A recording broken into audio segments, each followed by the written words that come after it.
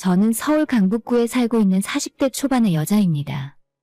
얼마 전까지만 해도 저와 시어머니의 사이는 아주 좋은 편이었어요. 가끔 같이 장을 보러 시장에 나가면 친부녀 사이가 아니냐고 오해를 받을 정도로 어머님이 제게 마치 딸처럼 편하게 대하셨습니다. 저도 어머님을 편하게 생각했고 내 인생에 고부 갈등은 없을 줄로만 알았어요. 그러나 시동생이 뒤이어 결혼을 하고 동서가 새로 들어오자 어머님은 한순간에 저를 대하는 태도가 180도 변해버렸습니다. 언제나 제게 다정했던 시어머니는 어느 순간 돌변해서 표독스러운 눈초리로 저를 바라보았고 아직까지도 그 눈빛이 잊혀지질 않아요. 저희 시어머니는 아버님을 일찍 떠나보내고 여자 혼자의 몸으로 우리 남편과 시동생까지 두 아들을 키워낸 분이었어요. 그만큼 여자로서 강단도 있으셨고 지금과는 다른 예전 시대의 가장으로서 사는 것이 쉽지 않았다는 건 인정합니다. 그나마 하나 다행이라면 아버님이 떠나시고 집을 한 채 남겨주셔서 시댁 식구들이 집이 없어 방황하거나 길바닥에 나앉을 걱정은 하지 않았다는 점이에요. 어머님이 생활비만 벌더라도 그럭저럭 먹고 사는데 문제는 없었으니 그나마 불행 중 다행이었다고 생각합니다. 어머님이 혼자 두 아이들 키우며 힘들게 사시느라 고생을 하도 해서 그런지 제가 시집와서 남편과 맞벌이를 하고 아이까지 키우며 사는 모습을 보면 항상 마음 아파하시고 안쓰러워하셨습니다. 너는 그냥 일 그만두고 집에서 살림만 하지 그러냐? 아니면 애라도 나한테 맡겨. 나가서 돈 버느라 고생이고 집에 와서 애 보느라 또 고생이고 너만 보면 내가 너무 안쓰러워서 마음이 안 좋아. 남편 혼자 버는 돈으로 생활이 불가능한 건 아니지만 제가 집에서 살림만 하기에는 아이 키울 때 들어가는 돈이나 우리 노후가 걱정이 되잖아요. 아이 낳고 1년 육아휴직했을 때를 제외하고는 쉬어본 적이 없습니다. 돈이라는 건 원래 벌어도 모자란 법이더라고요. 어차피 제가 쉬지 못하는 상황인 건 알고 있었지만 어머님이 말씀이라도 저렇게 해주시니 그 마음이 느껴지는 것 같아서 너무 감사했습니다. 너처럼 착한 며느리가 우리 집에 들어온 게 너무 복받은 것 같아. 항상 어머님과 저는 이런 식으로 서로 덕담을 주고받는 사이였고 이런 식의 관계가 영원히 계속 이어질 거라고 생각했습니다. 딱히 제가 실수를 할 일도 없고 어머님이 제게 기분 나쁘게 할 일도 없으니 싸울 일도 없었거든요. 하지만 사람이 변하는 데에는 이유가 없고 예고조차 없더라고요. 저보고 매일 최고의 며느리, 굴러들어온 복덩이라고 말씀하시던 어머님이 한순간에 갑자기 변하게 된 건 시동생이 장가를 가겠다며 우리 집에 동서를 데리고 왔던 바로 그때부터였습니다. 처음 식구들과 인사를 하는 자리였는데도 어머님에게 잘 보이기 위해서 백화점 쇼핑백에 선물을 사서 가져왔더라고요. 간단한 스카프 같은 물건이었는데 그리 대단한 건 아니었지만 어머님 눈에는 예쁨 받으려고 노력하는 모습이 좋게 보였나 봐요. 게다가 동서는 인서울의 좋은 대학을 나와서 현재 방송국에서 일을 하고 있다는 말에 어머님 입이 실시간으로 귀에 걸리는 게 보였습니다. 아마 그때부터였을 거예요. 어머님께서는 동서를 예뻐하시고 대놓고 저를 무시하기 시작하셨죠. 저는 동서처럼 대단한 대학을 나오지도 않았고 남들이 다 알아주는 좋은 직장을 다니는 것도 아니었거든요. 게다가 여자가 봐도 귀여운 외모에 애교 있는 목소리가 시동생은 물론이고 어머님의 마음까지 사르르 녹여버렸습니다. 어머님, 앞으로 잘 부탁드려요. 어차피 오빠랑 결혼하면 어머님이라고 불러야 하는데 지금부터 미리 그렇게 불러도 되죠? 예쁘고 머리 좋고 돈까지 잘 버는 아가씨가 며느리가 되고 싶다며 굴러들어오는데 어떤 시어머니가 싫다고 거절할 수 있을까 싶었어요. 아이고, 내가 이제야 제대로 된 며느리를 드리는 것 같네. 어머님이 무심코 하신 말이지만 옆에서 듣는 제가 너무 놀라서 심장이 떨어지는 줄 알았어요. 보다 못한 남편이 나서서 엄마 말이 좀 심한 것 같다고 한 소리 했는데 어머님은 동서만 바라보면서 저희는 신경 쓰지도 않더라고요. 시동생이 결혼식을 올리기 전부터 어머님과 동서는 둘이서 서로 죽고 못 사는 사이가 되었습니다. 대체 무엇을 위한 목적인지 알 수는 없었지만 동서가 시모에게 예쁨을 받기 위해 각고의 노력을 기울였고 그 와중에는 다양한 선물 공세가 있었어요. 비싼 화장품부터 옷이며 신발이며 동서가 어머님 댁에 찾아올 때마다 선물을 바리바리 싸들고 가져왔습니다. 결혼 전부터 그랬으니 식을 올리고 정식으로 며느리가 된 이후로는 얼마나 심했겠습니까?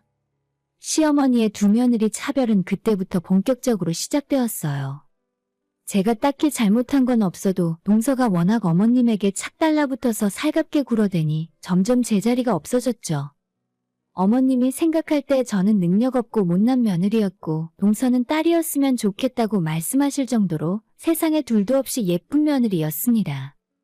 저한테 먼저 연락하는 일도 사라졌고 무슨 일이건 항상 동서를 불러내서 둘만 붙어 다니며 어울리더라고요.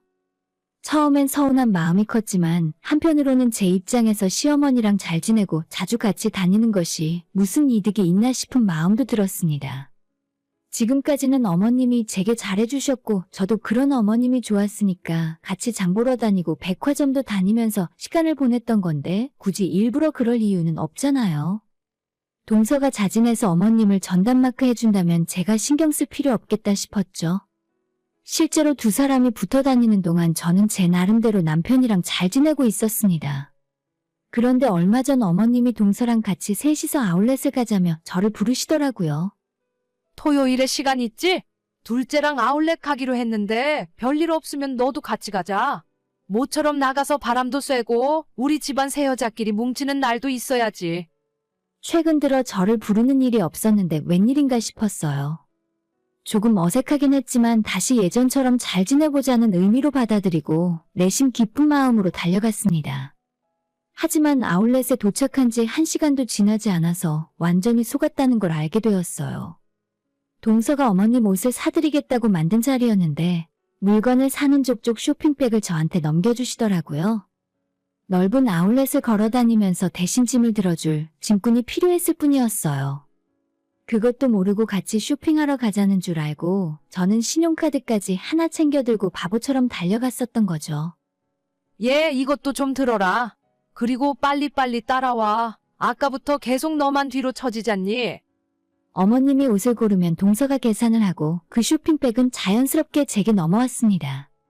전부 옷이었기 때문에 그렇게 무거운 건 아니었지만 두 사람이 빈손으로 앞서 나가면 제가 무술이라도 된 것처럼 양손에 바리바리 짐을 들고 졸졸 따라가는 모양새였죠. 쇼핑백을 5개 정도 혼자 들고 있으니 자존심이 너무 상했고 모멸감과 수치심까지 들었습니다. 어머 형님, 너무 무거우시면 제가 좀 들까요? 저한테 하나 주세요. 아니, 나이로 보나 집안에서 위치로 보나 애초에 짐을 동서가 들던지 최소한 저와 반씩 나눠 들어야 하잖아요? 어머님이 하란다고 지금까지 신경도 안 쓰다가 뒤늦게 걱정해주는 척 하는 것이 너무 얄밉게 보였습니다. 됐다 됐어. 걔는 신경 안 써도 돼. 원래 옛날부터 나랑 장 보러 다니면 짐 들고 따라오던 애야. 그나저나 둘째 너도 뭐 하나 골라봐. 내가 사줄게. 나도 염치가 있지. 너한테 받기만 할 수는 없잖니. 생글생글 웃으며 제 속을 긁는 동서도 얄밉고 아예 대놓고 저를 사람 취급도 하지 않는 시어머니한테는 더 크게 화가 났어요. 2시간 정도 그렇게 따라다니다가 이건 도저히 아니다 싶어서 나 먼저 차에 가서 기다리겠다 하고 혼자 주차장으로 와버렸습니다. 내 차로 여기까지 운전하고 왔는데 해도 정말 너무한다 싶었습니다. 제가 기다리고 있는데도 아랑곳하지 않고 그 이후로도 시모와 동서는 1시간 넘게 쇼핑을 계속하다가 천천히 차로 돌아왔습니다. 집으로 다시 올라오는 고속도로 안에서 속이 부글부글 끓어올랐지만 차 안에서는 아무 내색하지 않으려고 노력했어요. 대신 이대로 그냥 넘어갈 수는 없고 어머님이랑 뭐가 잘못된 건지 서로 간에 오해가 있으면 대화를 통해 풀어야겠다 생각했습니다.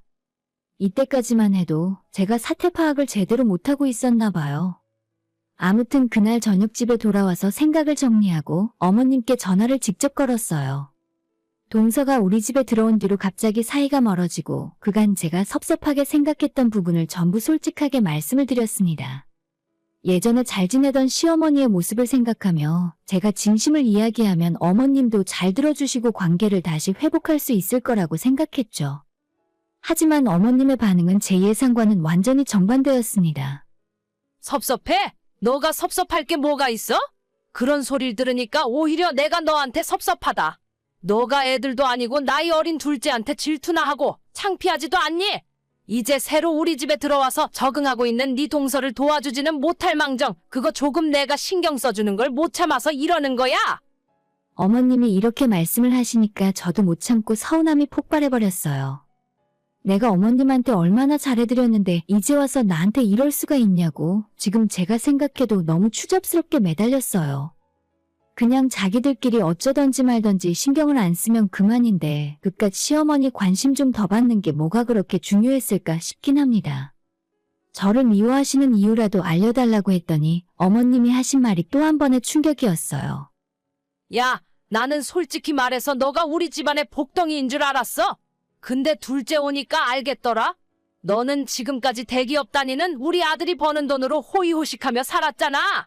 둘째는 좋은 회사 다니고 오히려 자기 남편보다도 더 능력이 있는데 그런 며느리 하나 더 있었으면 아마도 우리 집안을 일으켰을 거다. 양심이 있으면 너도 둘째한테 질투 같은 거 하면 안 돼. 어머님이 제가 이름도 없는 변변치 못한 회사를 다닌다고 동서와 비교를 하면서 대놓고 무시를 하셨어요. 더 이상 이야기할 필요도 없다 생각했고 밀려드는 배신감에 치를 떨며 전화를 끊었습니다. 그리고 남편에게 어머님과 했던 전화통화 내용을 전부 털어놓고 이야기했어요. 남편은 오히려 저보다도 더 분개하면서 자기 엄마가 그러면 안 된다며 화를 내더라고요. 그냥 그러지 말고 이제는 전부 말씀드리자. 당신이 지금까지 엄마한테 얼마나 잘했는데 그동안 우리가 어떻게 했는데 무시당하고 살아. 저희는 결혼하고 지금까지 시어머니에게 매달 100만 원씩 생활비를 보내드리고 있었습니다. 어머님이 연세가 적지 않고 예전만큼 풀타임으로 일을 못하시니까 생활비를 어느 정도 보조해드리자는 생각이었죠. 매번 입금해드릴 때 남편의 이름으로 보내드렸기 때문에 어머님은 그 돈이 남편 주머니에서 나온 거라고 생각하지만 결혼하고 사는데 네 돈 내 돈이 따로 있나요? 사실 남편은 처음부터 50만 원만 보내자고 했지만 제가 100만 원 보내자고 했어요. 친정부모님은 생활비 지원까지 해드려야 할 필요는 없었기에 내 용돈으로 알아서 챙길 테니까 어머님께 100만 원을 드리자고 했었던 거죠. 시어머니는 전혀 모르고 계시지만 우리 부부가 결혼하고 지금까지 돈 관리를 도맡아 해온 것도 저입니다.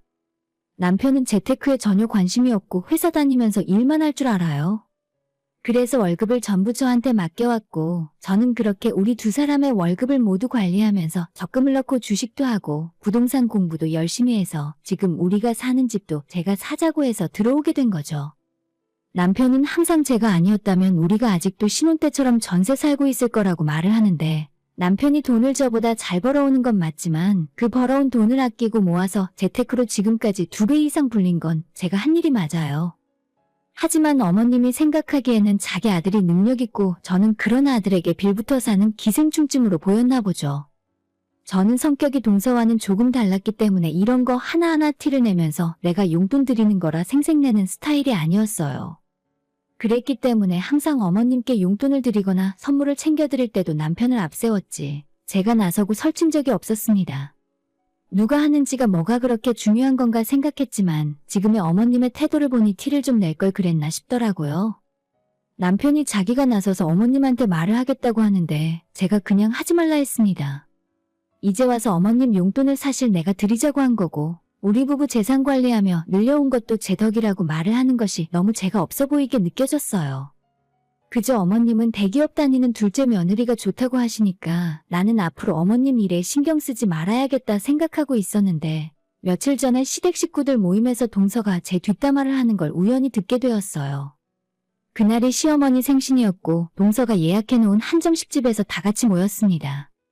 저희 부부가 조금 늦게 도착했는데 식당 앞에서 담배를 피우고 있던 시동생을 만나서 남편도 같이 한 대 피우고 천천히 들어오겠다 하더라고요. 날이 좀 쌀쌀했기 때문에 저 먼저 식당에 들어갔고 직원이 미리 예약한 룸을 알려줘서 찾아갔습니다. 그런데 방문 앞까지 갔더니 안에서 두 사람의 말소리가 들리더군요. 어머님, 생신 선물로 저번에 예뻐서 갖고 싶다 하시던 지갑 준비했어요. 미리 드릴게요. 지금 한번 풀러보세요. 그래? 너가 진짜 센스가 남다르다니까? 가끔 한 번씩 너가 내 첫째 며느리였으면 얼마나 좋았을까 싶다. 걔는 센스도 없고 능력도 없어서 오늘도 보나마나 거지 같은 선물 준비해왔겠지. 그래도 형님이 사람은 착하잖아요. 능력이 전부는 아니에요. 아니야, 걔는 가만 보면 음침한 구석이 있어. 얼마 전에는 자기 주제도 모르고 왜 너만 예뻐하냐고 나보고 너무한다더라. 솔직히 너처럼 어리고 예쁘기라니 대기업 다니면서 돈이라도 잘 버니? 하긴 형님이 질투가 심한 것 같긴 하더라고요. 그래도 어머님이 이해하세요. 사람이 열등감이나 자격지심을 한번 갖기 시작하면 무섭더라고요. 이것들이 가만 보니까 저를 완전 바보 등신을 만들고 있는 겁니다. 웬만하면 대인배처럼 내색 안 하고 조용히 넘어가려고 했는데 저보고 동서에게 질투심 느끼고 열등감에 험담이나 하는 인간 쓰레기로 몰아가더라고요. 그런 말까지 듣고 더 이상 바보처럼 가만히 있을 수는 없었습니다. 문을 열고 들어갔더니 방금 전까지 제 흉을 보고 있던 동서가 또다시 생글생글 사람 좋은 미소를 보이며 제게 인사를 해왔습니다. 저는 어머님 생신 선물로 사왔던 가디건을 식탁 위에 집어던졌고 동서 앞에 있던 잔을 들어서 그 안에 들은 차를 머리에 부어버렸어요. 아, 뜨거! 지금 뭐 하시는 거예요? 팔팔 끓는 물이었다면 좋았을 텐데 생각보다 그렇게 뜨겁지는 않았나 봅니다. 금방 정신을 차린 동서가 제게 뭐 하는 짓이냐고 화를 냈고 저는 눈 똑바로 뜨고 동서에게 사람 없는 자리에서 뒷담화하지 말라 이야기했어요. 그리고 시모에게도 센스 없는 며느리가 센스 없는 선물 사왔는데 마음에 안 들면 백화점 가서 바꾸던지 버리던지 마음대로 하시라고 했죠. 그리고 어머님, 앞으로 저희가 드리던 용돈은 이번 달부터 못 드리게 될 것 같아요. 어머님도 이미 아시다시피 제가 자격지심이 좀 있거든요. 대기업 다니고 돈 잘 버는 둘째 며느리한테 생활비 보내달라고 하세요. 저는 능력이 없어서 이제 더는 못 해드릴 것 같아요. 그렇게 말하고 미련 없이 뒤로 돌아서 나왔습니다. 식당 입구에서 시동생과 함께 들어오고 있던 남편에게 오늘 볼일 끝났으니 우리는 집으로 가자고 했죠. 남편이 어리둥절했지만 제 얼굴 표정을 살피고 무슨 심각한 일이 생겼구나 싶었는지 아무 말 없이 저를 따라 나왔습니다. 그렇게 어머님 생신에 저희는 파토를 내고 집으로 돌아왔고 나중에 그때 있었던 일을 남편에게 이야기했더니 차라리 잘 됐답니다. 안 그래도 제가 너무 무시당하는 것 같아서 남편도 마음이 불편했었는데 동서한테도 어머님한테도 차라리 속 시원하게 하고 싶은 말 다 해버려서 다행이라네요. 그리고 정말 이번 달부터 어머님께 보내던 용돈을 딱 끊어버렸습니다. 용돈 안 보낸 지 이틀째 되는 날 어머님이 제게 먼저 전화를 하시더라고요. 아들한테 들으니까 용돈 너가 보내주고 있었다면서? 아무리 너가 화가 많이 났어도 주던 건 그대로 줘야 할 거 아니니? 그 전에 제 험담했던 일은 사과 한마디 없이 뻔뻔하게 용돈 왜 안 보내냐고 물으셨어요. 어머님, 저한테 며느리 취급도 안 하셨잖아요. 이제 저한테 대접받을 생각은 마시고 필요한 거 있으시면 동서한테 말씀하세요. 대기업 다니는데 설마 어머님 하나 못 먹여 살리겠어요? 제가 하는 말에 어머님은 꿀먹은 벙어리가 되어 아무런 대답을 하지 못했습니다. 그렇게 사실상 시댁과 저는 연을 끊었고 이제 앞으로 안 보고 살 생각이에요. 남편도 자기 집안일에 신경 쓰지 말라 했습니다. 어머님이 먼저 시작한 일이고 어머님이 자초한 일이니 모든 책임도 어머님이 지시는 게 맞겠죠. 한 달에 100만 원이 생활비가 엄청 많은 돈은 아니었겠지만 그래도 그 돈 받아서 일도 덜 하실 수 있었을 테고 혼자 사는 어머님이 먹고 사시는데 적지 않은 도움이 되었을 거라 생각해요. 이제 다시는 한 푼도 거저드릴 생각 없으니까 동서랑 꽁냥꽁냥 즐겁게 사시길 바랍니다. 오늘의 사연은 여기까지입니다. 구독과 좋아요, 알람 설정 부탁드려요. 다들 행복하시고 좋은 하루 되세요.